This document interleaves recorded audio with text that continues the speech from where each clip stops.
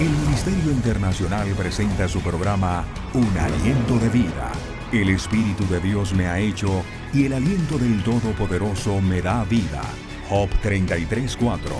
Una palabra de poder y unción que llenará tu espíritu.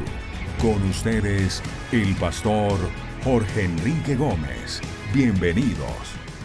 Un saludo fraternal en esta hora desde Bogotá, Colombia. Les saludamos. Nos alegra poder llegar en esta hora a tu vida, llegar a tu casa, a tu lugar de trabajo, tu lugar de desplazamiento, para compartir la palabra de Dios. Es importante adquirir conocimiento, pero ese conocimiento, cuando tú lo vas adquiriendo fe, porque la fe es el conocimiento de lo que Dios puede hacer. Abraham nunca actuó alocadamente cuando Dios pidió que ofreciera en sacrificio a su hijo. Suena algo loco, pero Abraham sabía quién era Dios. Abraham le conocía por el trato que tenía a diario con él. Hoy nuestro trato con Dios está a través de la Biblia, la palabra de Dios, el diario vivir.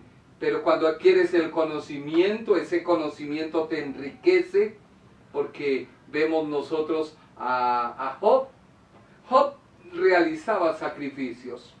Con esos sacrificios, como muchos hoy con el Salmo 91, pretenden salvaguardar todas sus cosas, su casa, su carro, pero no tienen el conocimiento, y él ofrecía sacrificios a toda hora. Y llegó un tiempo en que el mismo diablo le dijo a Dios: ¿acaso te teme en balde? Él hace sacrificios para que todo se guarde, pero déjame probarle. Y empieza Job a sufrir consecuencias, el desprecio de toda la sociedad, la crítica de sus amigos, que comenzaron a buscar causantes y causas para poder encontrar el porqué de las cosas. No lo hallaron. Su esposa le dice: maldice a Dios y muere. Quizás esta es tu condición, pero algo que la Biblia nos anima es a conocer a Dios. Tú lo conoces cuando adquieres conocimiento de Él, cuando tu vida se llena. Y Job altercó con Dios. A lo último tuvo que decir: ¿sabes qué? De oídas te había oído, mas ahora mis ojos te ven. Reconozco que todo lo puedes, que no hay pensamiento que se esconda de ti. Hablaba lo que no sabía, no entendía, era torpe, pero ahora te acepto y reconozco que tú eres poderoso. Eso es lo que Dios quiere hacer en tu vida y en tu corazón. Somos un ministerio que no te pide nada económico. Solamente te decimos: comparte nuestras publicaciones, comparte nuestras prédicas. Tampoco están monetizadas, no lo pretendemos hacer. Solo queremos honrar a Dios y que la palabra de Dios corra y que Dios sea glorificado. Ese es el anhelo de nuestro corazón. No tenemos nuestra vista sobre las cosas materiales, porque sin duda alguna lo material queda, pero lo que nos enriquece es lo que hemos hecho en el reino de Dios. Eso es lo que un día nos hará entrar en el reino y que Dios diga: buen siervo fiel, en lo poco has sido fiel, en lo mucho te pondré, entra en el gozo de tu Señor. Hoy tenemos un interesante título: ¿es solo Jesús? ¿Es solo Jesús? Una persona me preguntaba y me decía: pero usted apoya mi doctrina teológica de que es solo Jesús. Yo le dije: no lo apoyo, pero es que la Escritura me dice a mí que Dios nos amó y en respuesta a ese amor envió a su Hijo. Su Hijo es Jesús de Nazaret, el cual se encarnó, estuvo entre nosotros, murió, ocupó mi lugar, cumplió la ley, no la abolió, la cumplió, y a través de su encarnación y de su muerte me dio vida.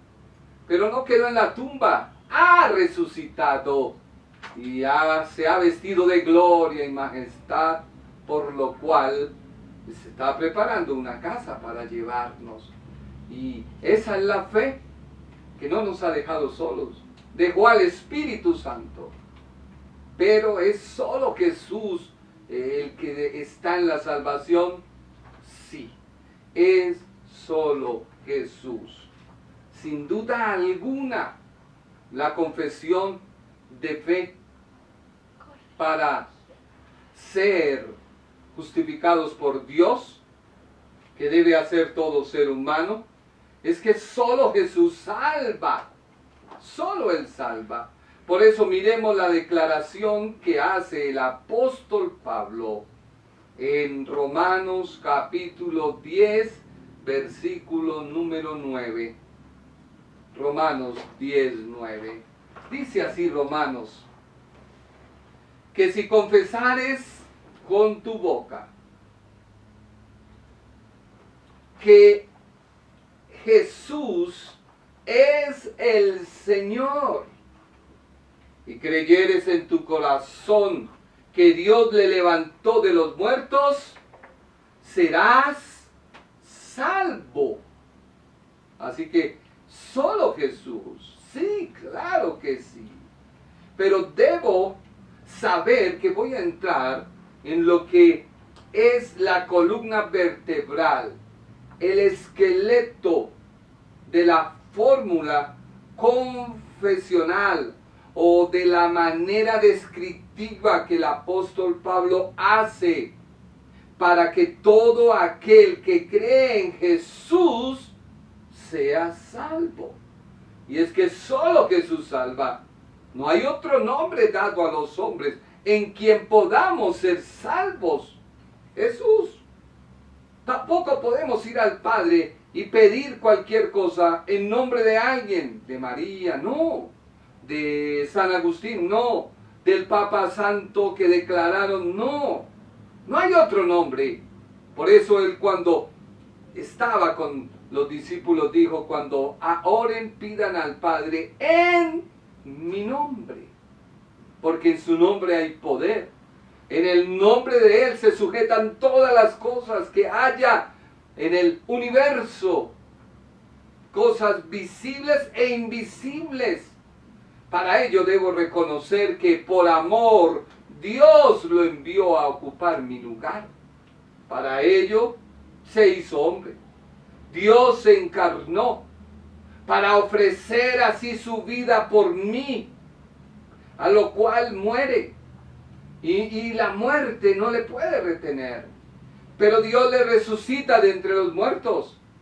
Y esta es la fórmula confesional que usa el apóstol en Romanos capítulo 10, versículo 9, que vamos a empezar a estudiar, donde tiene que ver con el perdón de los pecados para recibir la justicia de Dios.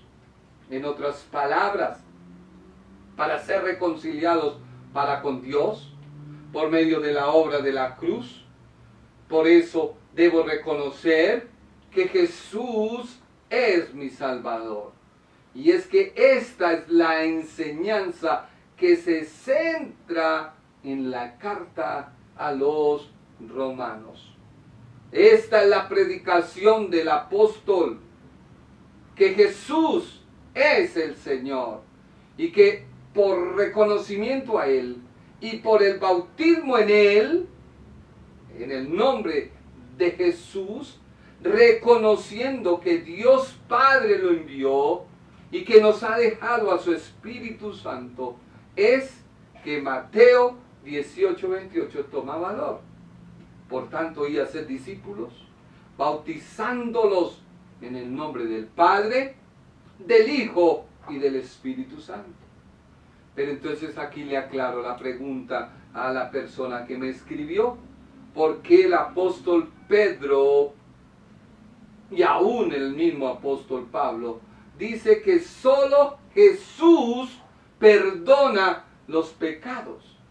¿Y por qué en Romanos 10:9 dice el apóstol que si confesares con tu boca que Jesús es el Señor y creyeres en tu corazón que Dios le levantó de los muertos, serás salvo? Por eso tienes que tener cuidado. Y leamos de una vez Romanos capítulo 10, versículo 10, y leamos el versículo 11. Pero entonces empecemos con el 9, ¿no es cierto? Para que haya un sentido, para que tú te des cuenta. Esta es la fórmula confesional de nuestra fe. Y dice así, que si confesares con tu boca que Jesús es el Señor, y creyeres en tu corazón que Dios le levantó de los muertos, serás salvo. Porque con el corazón se cree para justicia, pero con la boca se confiesa para salvación. Pues la Escritura dice, todo aquel que en él creyere no será avergonzado. ¿Que creyere en quién? En Jesús. Y es que debo ser claro y contundente. El mensaje de los apóstoles a sus coterráneos, sus parientes, sus compatriotas, el pueblo judío, era que es solo Jesús a quien ellos debían reconocer. Sí, solo Jesús. ¿Por qué? Porque ellos sabían que el Dios que se presentó a Abraham les había prometido que habría un libertador. El Dios que se apareció a Moisés, que prometió que vendría un profeta como él, que daría la libertad al pueblo judío. Y a lo largo los profetas hablaron de que Dios enviaría a su ungido, el Mesías, y se describe claramente. Así que todos los apóstoles, incluyendo al apóstol Pedro, incluyendo al apóstol Pablo, tenían que hablarle al pueblo judío. Y en primer lugar a ellos. ¿Por qué? Porque ellos fueron la nación que Dios escogió para dar la ley. Y esa ley tenía que dar luz y ser ejemplo a las demás naciones. Por eso se desvirtúa con esta confesión, desvirtuamos la secta solo Jesús. Es una secta, es un error. ¿Por qué? Porque Jesús es quien me da salvación. Y si miramos y estudiamos, antes de entrar en profundidad sobre el versículo, tengo que remitirme a Hechos capítulo 2, versículo 38. Esa es la piedra o esa es la bandera, o esa es la base de la doctrina de la secta solo Jesús. Ellos dicen, Pedro dijo, leámoslo, Hechos 2:38. Pedro les dijo, arrepentíos y bautícese cada uno de vosotros en el nombre de Jesucristo para perdón de los pecados. Una vez más, Pedro les dijo, arrepentíos, bautícese cada uno de vosotros en el nombre de Jesucristo para perdón de los pecados y recibiréis el don del Espíritu Santo. Aquí está involucrada, sin duda alguna, dos de las personas que conforman la deidad o la Trinidad, palabra que no está en la Biblia, pero la deidad, Dios es uno, manifestado en el Hijo. Y el Hijo es el que perdona los pecados. El Hijo es el que recibió el poder por el Padre para juzgar. Aún no ha juzgado, él mismo lo dijo, no he juzgado. pero llegará el tiempo en que entraré a juzgar. Pero a través del perdón de mis pecados, voy a recibir el don del Espíritu Santo. Yo no puedo olvidar, y tengo que estudiar todo el capítulo de Hechos, capítulo 2. No puedo olvidar a quienes les está hablando el apóstol Pedro, lo mismo que el apóstol Pablo. Es la misma audiencia, tanto del apóstol Pedro como del apóstol Pablo, en diferente espacio y tiempo. ¿Qué dice la Biblia en Hechos 2:22? Pedro, el apóstol Pedro, comienza enfáticamente a decir, Hechos 2:22, varones israelitas, oíd estas palabras. Jesús Nazareno, varón aprobado por Dios, dos personas, entre vosotros, con las maravillas, prodigios y señales que Dios, o sea, Dios Padre, hizo entre vosotros por medio de Él, como vosotros mismos sabéis. O sea, el apóstol Pedro les está diciendo, Jesús de Nazaret es el enviado de Dios. Jesús de Nazaret es el prometido. Hizo milagros y prodigios porque Dios lo usó.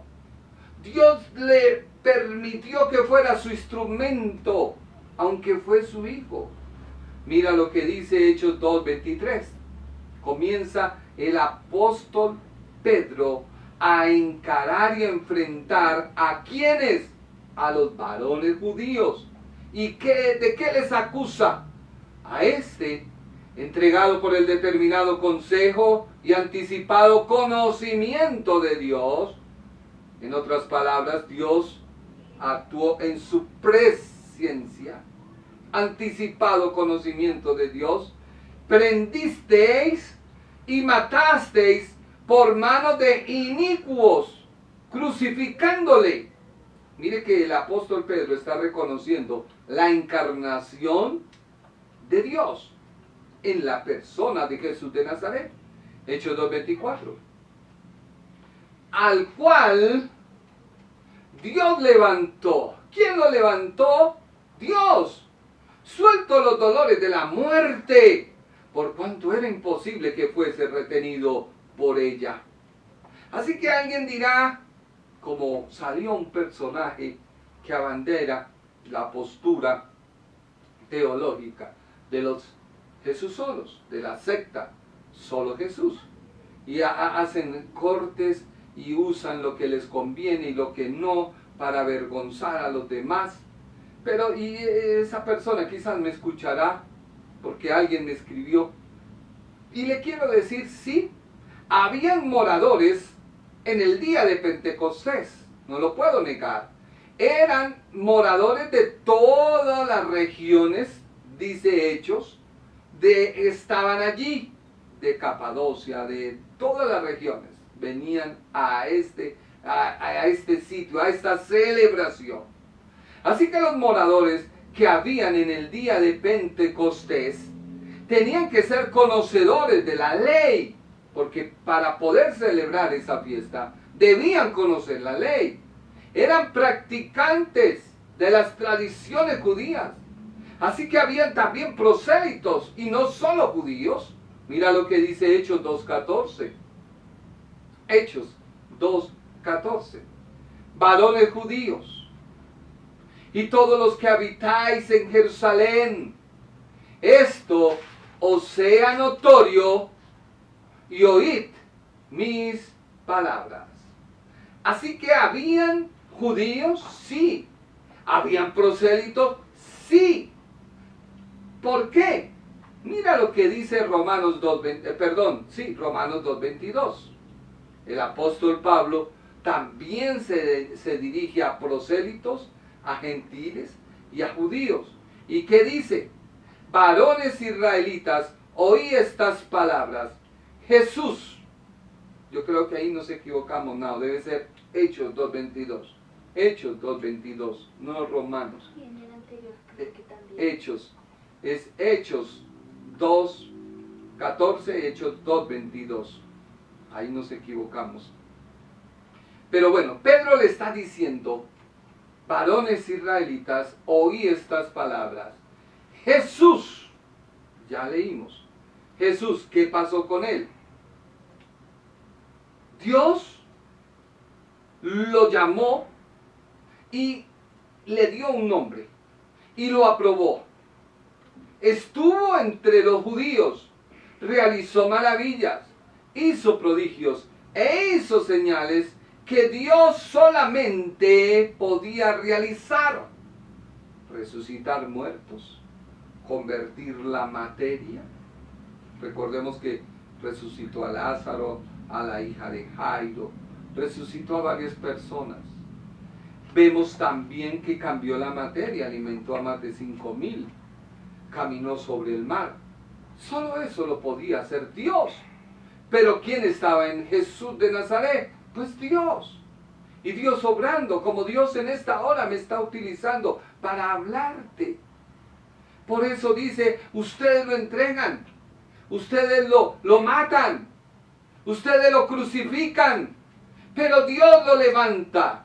Así que si tú vas mirando, tanto el apóstol Pedro como el apóstol Pablo querían dar a comprender que el Mesías era Dios, que era Jesús de Nazaret, que había sido encarnado y resucitado. Ambos lo dicen. Mira lo que dice Hechos 2:14. No sé por qué puse Romanos. Es Hechos, capítulo 2. Hechos de los Apóstoles, capítulo 2, versículo 14. ¿Qué dice la Escritura? Hechos 2:14. Varones judíos y todos los que habitáis en Jerusalén, esto sean notorio y oíd mis palabras. Oíd mis palabras. Volvemos nuevamente a Hechos, capítulo 2, versículo 22. Hechos 2:22. Dice, varones israelitas, oí estas palabras. Jesús se dirige a los judíos y apela a lo escritural. Mira lo que dice Hechos 2:29. Hechos 2:29. Porque él se dirige a los judíos y apela a todo lo escrito. Varones hermanos, mire que ya entra más formal. Se os puede decir libremente del patriarca David que murió y fue sepultado, y su sepulcro está con nosotros hasta el día de hoy. Él comparte su testimonio donde da fe de la encarnación y la resurrección de Jesús de Nazaret, a lo cual también el apóstol Pablo lo hace en sus escritos, que son la evidencia, y el judío, al igual que el gentil, debe reconocer. Hechos 2:22. Hechos 2:22. Varones israelitas, oí estas palabras. Jesús Nazareno, varón aprobado por Dios entre vosotros, con las maravillas, prodigios y señales que Dios hizo entre vosotros por medio de él, como vosotros mismos sabéis. Así que no habían pasado meses, no habían pasado años, no habían pasado siglos, estaba fresquito, fresco estaba cuando el Señor había subido a los cielos, y el apóstol Pedro está hablando de la evidencia que hay en la persona de Jesús de Nazaret. Por eso solo Jesús salva, pero no puedo hacer una doctrina en solo Jesús. ¿Por qué? Mira lo que dice Hechos 2:23. A este entregado, por el determinado consejo y anticipado conocimiento de Dios, prendiste y mataste por mano de inicuos, crucificándole. Y Hechos 2:24 dice, al cual Dios levantó, suelto los dolores de la muerte, por cuanto era imposible que fuera retenida por ella. Así que la encarnación y la resurrección es el hincapié y es el mensaje central de los apóstoles Pedro y Pablo a los judíos, que a su vez habían hecho prosélitos, que a su vez observaban lo que los judíos guardaban. Hechos 2:32. Mira que el apóstol Pedro habla de la resurrección de Jesús. A este Jesús resucitó Dios, de lo cual nosotros somos testigos. Un testigo, mire lo que dice, está hablando, a este Jesús resucitó Dios, de lo cual todos somos testigos. Ahora Hechos 2:33. Así que, exaltado por la diestra de Dios, y habiendo recibido del Padre la promesa del Espíritu Santo, ha derramado esto que vosotros veis y oís. Fue exaltado ¿a dónde? A la diestra de Dios. O sea que Jesús sube al cielo, al trono de su Padre, y es exaltado por su Padre. Una vez que es exaltado por su Padre, que está en el trono, da la promesa del Padre, que es el Espíritu Santo, el cual se estaba derramando en Hechos capítulo 2, versículo 1 en adelante.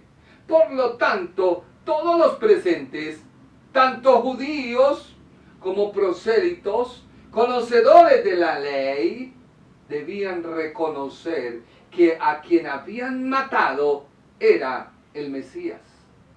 Este es el centro de la predicación, que debe ser la misma que el apóstol Pablo no podía ignorar. Por eso en la fórmula confesional o en el credo cristiano, el apóstol abarca estos dos temas. Y todo Romanos nos habla acerca de que Jesús fue encarnado, de que Jesús fue resucitado, de que solo Jesús puede perdonarnos nuestros pecados.